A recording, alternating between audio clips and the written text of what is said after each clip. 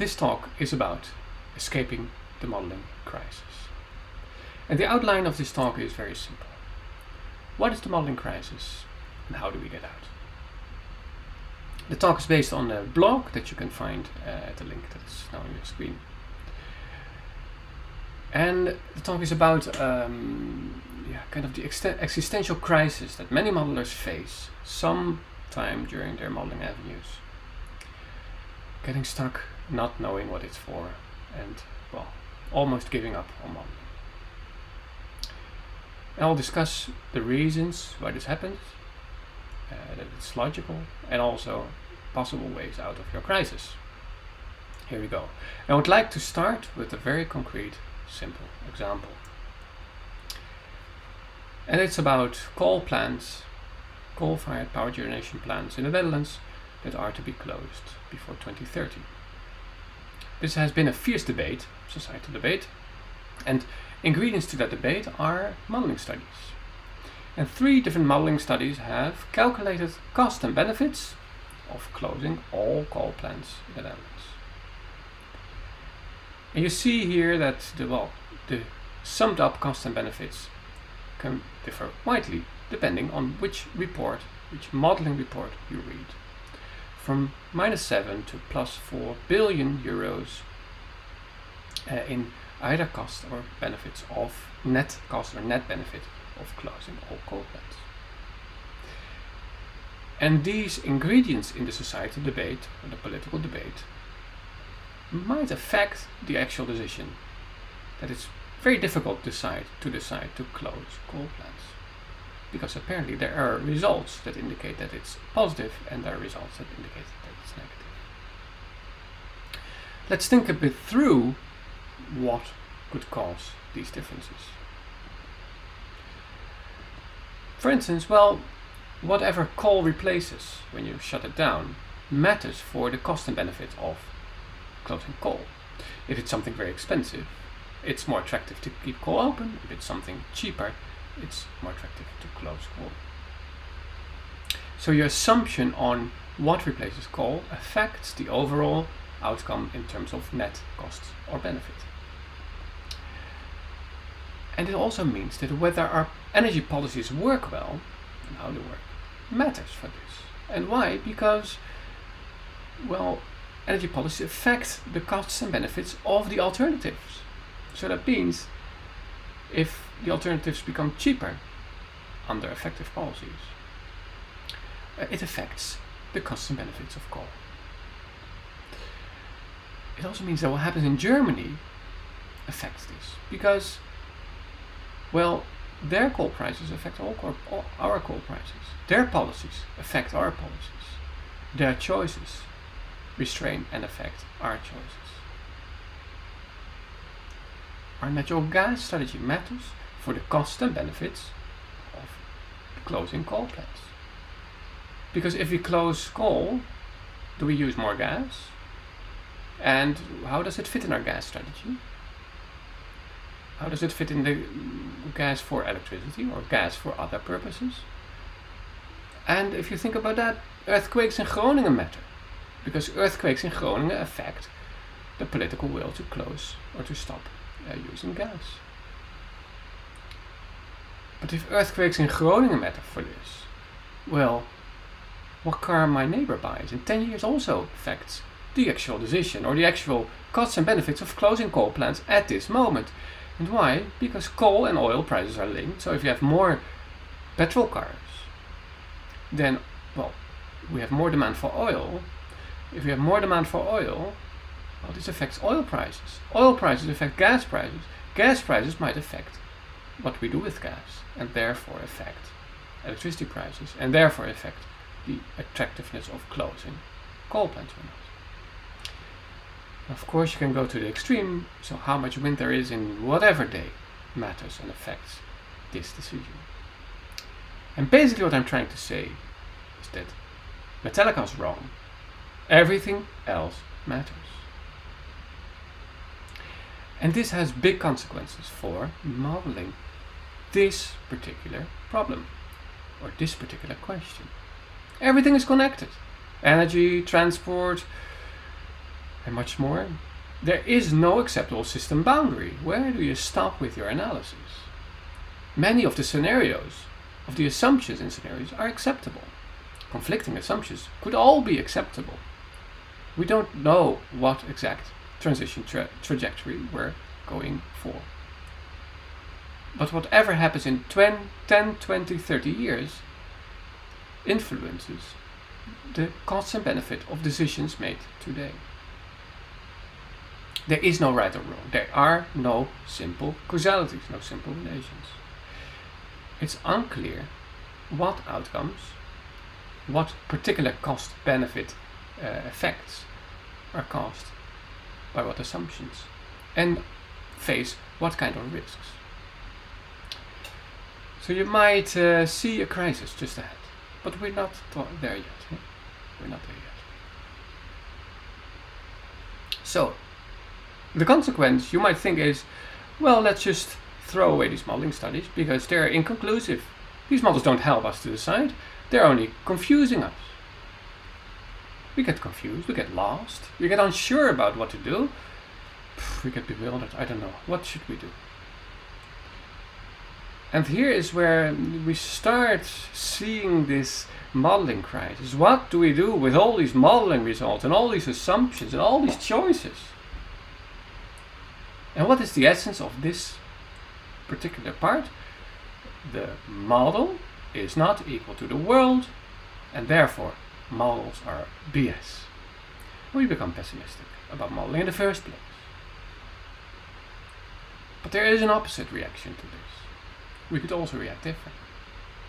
I think many modelers would react like this, but many other modelers might react to the opposite. They react as Superman, and they become good modelers. They just claim they know. They claim they know the answer. They claim they can still model it. And this is the other side of the modeling crisis. You just make better models. You make the model more perfect. You start saying, my model is very good, I can do it. And I would say that's kind of a naive. And here we have the modeling crisis. Okay.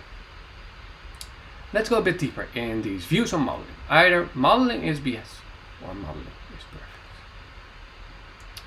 On the one hand, if you do not agree that the model is equal to the world, so you say, well, modeling, and you don't believe that model is equal to the world, well, your model can never represent the world and never adequately enough to really predict what is going on. You get frustrated. The model is never good enough. You always miss aspect A or parameter B, or there's this little thing missing, or this large thing's missing. Something is biased. And you get disappointed in modeling, you get pessimistic. Will the model be helpful for anyone, anytime soon? And you start giving up hope, disbelieving. Model is nonsense. Modeling itself is nonsense. The other side, where you say, well, the model is actually very good. I do so much. The model is actually the world. Well, models capture things in the world pretty well. And some models are really pretty representative. And it's cool, it's nice. You just add more to the model, keep elaborating, keep expanding. You get optimistic about, well, this model is fabulous. It helps anyone with any problem. You don't have to worry about those details because I took care of it. And you start believing that the model is the truth, that the model is the world. So on the one hand, you start believing the model is nonsense. On the other hand, you start believing the model is the world, is the truth. And both views are problematic. If you say models are nonsense, models are not equal to the world, models are nonsense, you start not believing in models as if there is a believing in models in the first place. I just don't believe in models. And you stop using models. But this is a problem. Why? If you don't use a model, you use another model. You use a conceptual model or a mental model. You always use some model. So not believing in models makes no sense. Well, the whole concept of believing in models makes no sense. And it leads to faulty or irrational or imperfect decision making. Missed opportunities for doing things more systematically. On the other side, if you start believing in the truth, that models are the truth and models are equal to the world, you have an unjustified hope for science, for the perfection of science. You start believing it. And this leads to a misuse of model results, unjustified generalization, unjustified specification. You start accepting poor quality of results. And for instance, with respect to uncertainty, with respect to robustness, the validity of your findings or of somebody's findings. And also this leads to ill-supported decision making. So both views are very, very problematic. But they are also still very common. So let us just conceive a business, a modeling business, doing well, and think through what kind of biases you get from a business like that. There we go. We have the dynamics of a modeling business. When we do well, we have success with our first models, with good results. And if we have good results, we show that we have good results. And we tell about it, we talk about it, and we sell it. And we say we have a good model that delivers good results. In some occasions, we have bad results. And then we say, well, there were unforeseen circumstances, we couldn't have predicted this. These are external, exogenous events that were not part of our modeling, and they should not be part of our modeling. And we'll actually add some of those in a later version.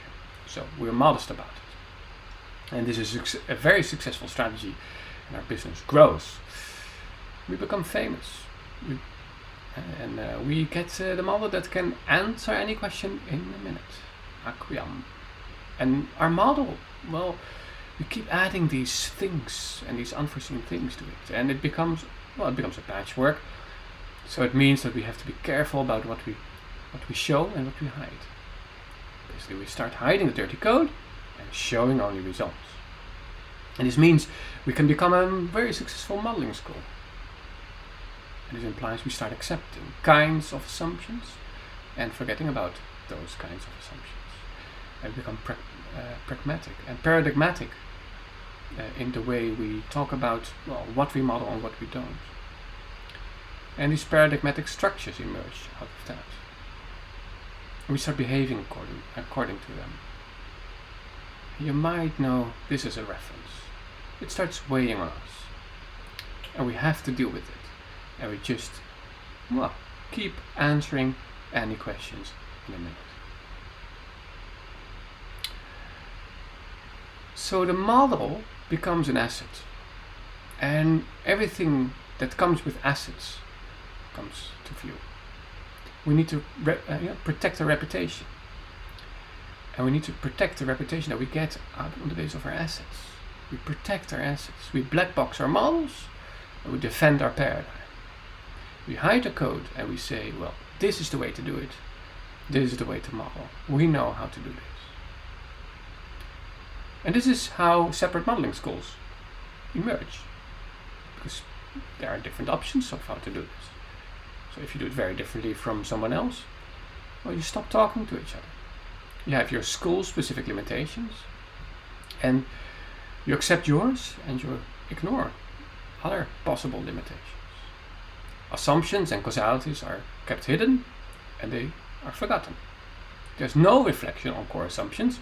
These core assumptions that define your modeling school, that define your paradigm, they're accepted. And this leads to distrust in other kind of models because you don't speak that language anymore. You start speaking this language of your own modeling school.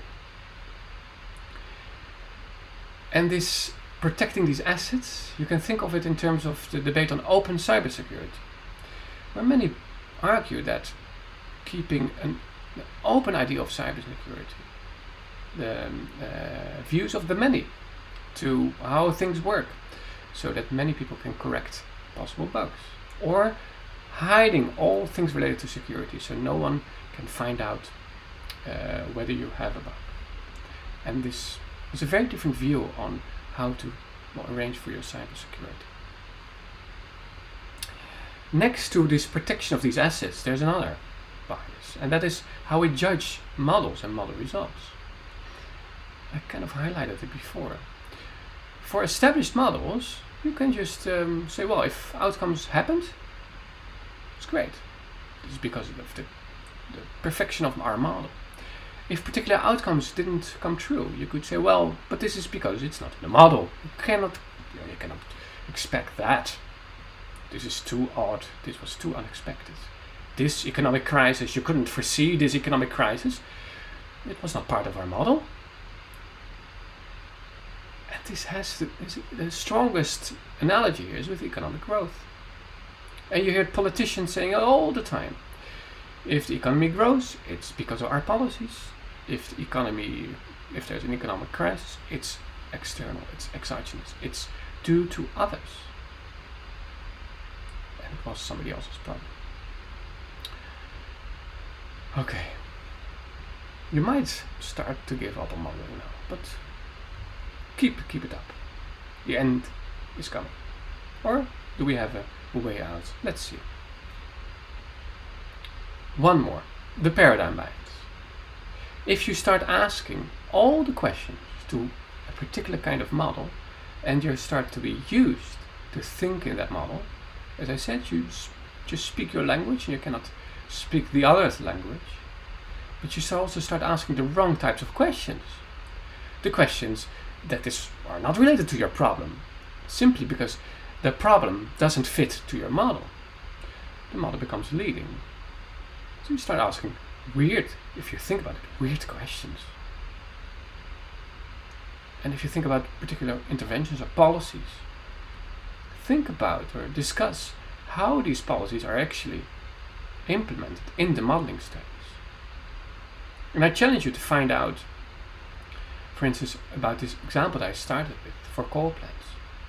What interventions, what aspects of these systems are in there? And does it fit to the question of cost and benefit for closing coal plants? What aspects of the real aspects of the question are included and what are not included? Because it might be true in theory, the question is whether it's true in reality. And the problem often is that it's very hard to change the assumption of the theory and still know what to do. Theories are great in theory. And how do we bridge between this very operational question, this very real world question, and the theory that goes into our thinking? And it is a big analytical challenge for modeling. And now I want you to don't panic. You might know this reference from Douglas Adams. And I think there is a justified optimism about modeling. And there can be. And you should be optimistic about modeling. And maybe the best quote to underline my optimism is that you may not have gone where you intended to go, but you may have ended up where you needed to be. And this leads, or this points at the two kind of different ways that research goes, that modeling research goes, any research goes in these two ways. On the one hand, you have discovery. Well, where do I need to go? What do I need to find out? What do I need to model? What do I want? What is the aspect of these problems? How do we get further? Get inspired, be creative. Discover good ideas, discover elegant ways of putting something in the model that relates to your problem. And on the other hand, you have this justification. Okay, what are the logical steps towards my conclusion? How do you justify assumption X3? How do you justify that data source, that limitation? How do you justify that core assumption in that theory or in that field or in that formalization? And these two, they bite each other. Because if you are on the justification chair, you have your justification hat on, it's very hard to be creative. But if you're only creative, you might have a model that is unjustified. And my view is that, well, you might not need to know in the beginning what exactly your the best way is to model this or to find out. And you need to discover and be creative in finding solutions. But at the end, you still have to justify them. And you cannot go without a justification. And many modeling studies that are less interesting or less impactful or kind of faulty even, they either neglect the one or the other. So let's go to substantiating this optimism. There are ways to get out of the modeling crisis. And maybe it's good to start with this. Models are wrong, right? But they can be useful. Some are useful. It's a famous quote. And then, of course, the challenge is how to find that useful model.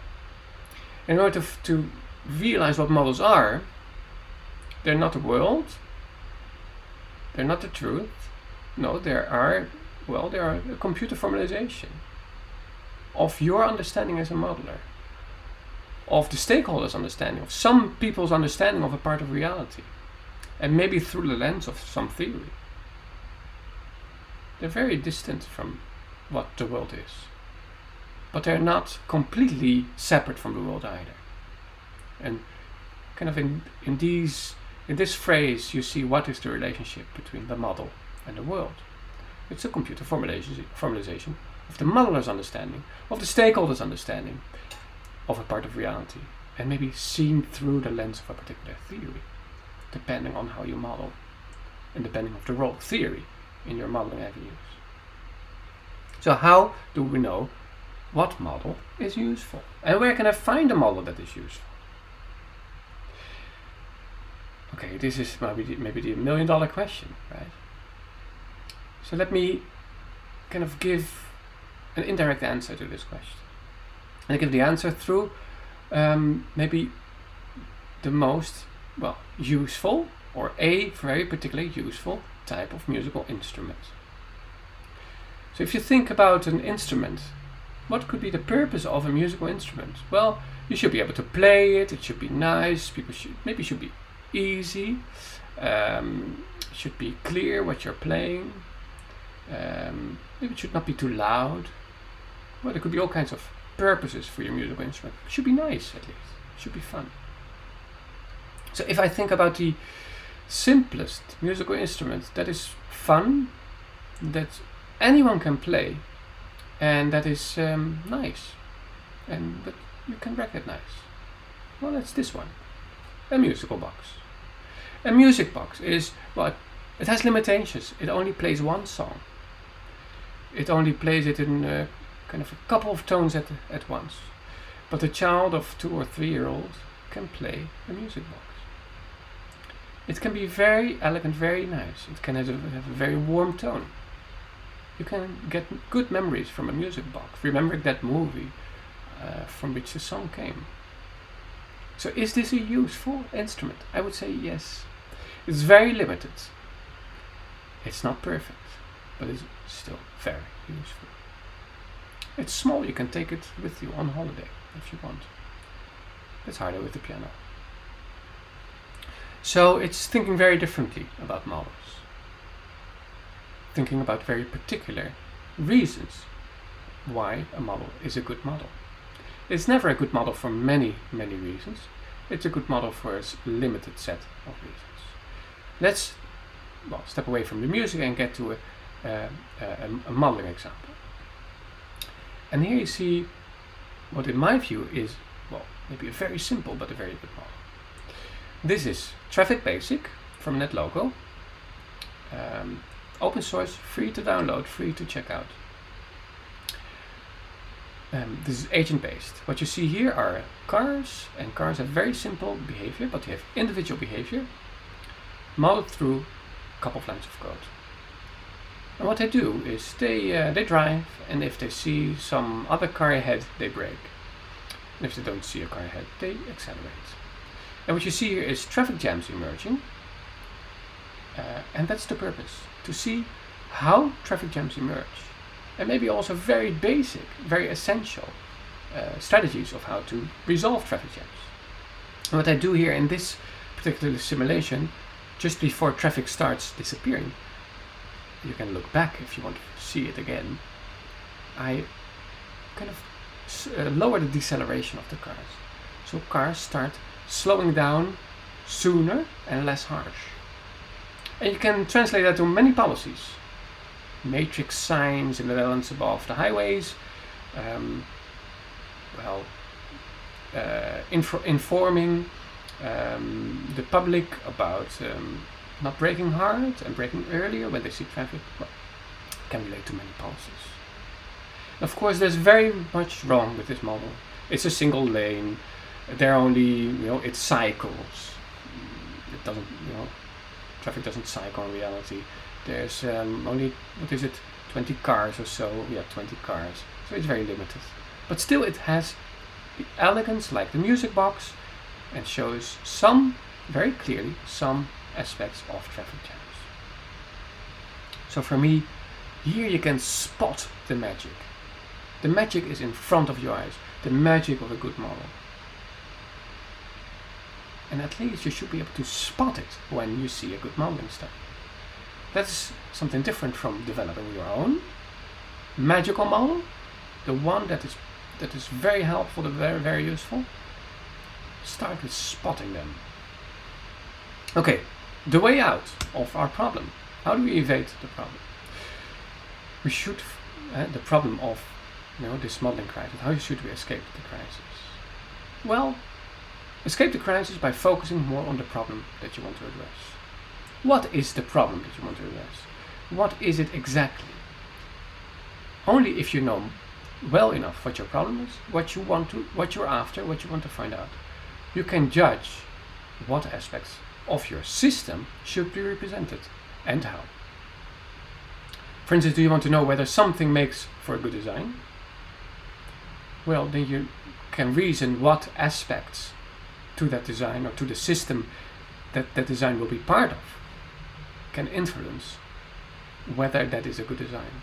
So you also really have to define good here. And this also means you have to be very specific about the purpose of your model.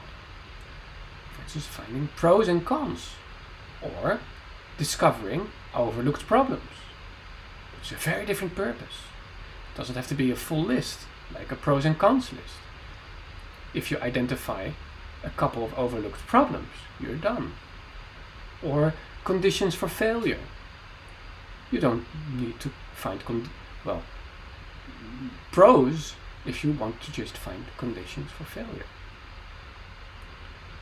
And it is very different if you consider this. Although, if you look from a little bit of distance, it appears all kinds of the same purpose. No, the detailed purpose really affects whether something is relevant or not for your model. And I'd also say we need to accept, acknowledge, and advocate the creativity of the modeling process. If we assume that modeling is a very clear, straightforward process, and we don't allow for this creativity, we're probably not as clear about our purpose. Or there might be a misalignment between purpose and model development and model outcomes, design of experiments, and analysis, interpretation, etc. Don't think that the experts know everything. They might know a lot about modeling, but they might not have the creative idea that you might find to represent things in your model. So start believing in yourself and in your own creativity. And in the end, trust that you can justify your choices and have a little bit of naivety in your modeling process, so that you allow for your creativity. Allow yourself to also make mistakes and change. And in a way, we should adhere to these better modeling practices, doing good modeling. And we have, if you want to find out, we have good modeling practices. We have documentation for this. So contact me if you want to find that. You should develop tooling to, help do better modeling practices. And this is about making assumptions explicit. Be explicit and transparent about your assumptions. Share your models. Talk about them. Expose what is under the hood. And it's also about skills. develop good modeling skills. Whatever language it is, Python or Excel, any advanced skills like exploratory modeling and analysis, whatever tools it is, get those skills because they're very important. And every modeling avenue requires these, well, very specific skills at very different places in the modeling exercise. And I think if this sounds a bit daunting, well, it's also important to start looking for good examples. Because good examples are inspirational. You could always say, well, how does my current dilemma that I have relate to this example of the music box or this example of basic traffic? Why do I find that a good example? And you might not agree with me that those are good examples. So bring on your own good examples and show, try to explain why you find this inspiration. Is it in the model conceptualization, or the data that goes in, or how it's used, or how the discussion was held? And just start doing it better ourselves, step by step. Think of how to design on the basis of models. And this requires to explain consequences. It should invite us to do reasoning and let models help us to do better reasoning. So this includes asking and answering more useful modeling questions that relate to real-world questions, but they are not necessarily the same. It also includes considering multiple types of models, transparency, and model purpose, of course. Multiple types of models, but also multiple types of model purposes. I'll get back to those purposes in a minute. Being transparent about assumptions is crucial. About the structure of your model, about the data that goes into your model, and about your model paradigm. What are core, crucial assumptions that dominate the link between, well, your answer and your question? It includes the role of accountability. If you work in teams, who did what, why, and when? And how was this process documented? Look at examples. There are examples out there where modeling papers have documented processes of how they were developed, different versions. But it's still less of more of the exception than the rule. This relates to multi-modeling, to compare or apply multiple models together, to link paradigms, and to possibly do that in the cooperation with stakeholders. Let them help in coming up with assumptions. And that would be participatory multi-modeling. And it leads to including the analysis of causalities. How do you determine validity? How do you determine robustness of your findings, sensitivity of your outcomes, and an analysis of uncertainties? This all helps to analyze causality. What leads to what, and why, and under what conditions. And this leads to much more subtle, and sometimes much more crisp and precise modeling conclusion based on modeling studies. It's maybe not the answer that you would like to get, but it's the answer that you can get on the basis of modeling and analysis. It also relates to golden rules for modeling, and there's another video explaining that. And the whole idea is to start reasoning. Okay, this is just a list of possible model purposes, where the basic model purpose appears to be prediction, to help say something very precise about the future. This is not the only way to be useful. You can simply explain some phenomenon. You could do theoretical exposition, show what a theory means very systematically. You could simply describe something. You could simply illustrate an idea. And they can all be useful. But it's very important to be aware which one you choose and what the consequences of that choice is. And I can recommend you to read Different Modeling Purposes as a paper by Bruce Edmonds and colleagues, because they very clearly explain different purposes and the pros and cons of those purposes, and also the pitfalls. And the general idea is that you don't want to mix purposes. You better choose one. Okay. So this is my perspective to escape the modeling crisis. Accept that the model is not equal to the world. You don't need to predict. Accept that modeling can be useful. It helps to reason clearly. Start looking for good examples. Get inspired by those examples. Start doing it better, step by step, and show that we don't accept bad modeling practices. Show that it can be done. Advocate that it should be done better than it's done typically. Start looking for understanding, for reasoning. Start looking for smart experiments, smart ways to be elegant about what your problem really is and how to solve it. Be open to magic, be open to surprises, and also look for robust findings so you can justify what you chose, what you did, and what it means. This was Escaping the Modeling Crisis. As I said, this was based on this blog that you can find here. If you want, reach out so we can discuss more about this. If you have very good modeling examples, if you think things are missing or things are wrong, if you want to discuss the role of modeling for any part of society, or maybe other types of research for which similar ideas hold, reach out. I'm more than happy to discuss. Thanks.